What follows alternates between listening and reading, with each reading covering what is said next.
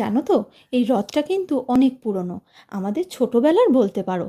কাজের চাপে একদম সময় হচ্ছিল না, তাই রথের আগের দিন সন্ধেবেলায় রথটাতে নতুন কাগজ লাগাতে বসলাম। আর সেই কাজে আমার সঙ্গী হলো আমাদের গিনি সোনা। আমি কাজ করছি আর ও বসে বসে গান শোনাচ্ছে। জয় জগন্নাথ, জয় জগন্নাথ, জয় জগন্নাথ বলো, জয় জগন্নাথ। রথের মাথার ওপর ওই ধ্বজাটাও খুলে গেছিল। আমি কাগজ কেটে ওটা বানিয়ে নিয়েছি। প্রথমে কাজটা করতে বসে ভাবছিলাম বেশি সময় লাগবে না, শুধু কাগজ কাটবো আর লাগাবো।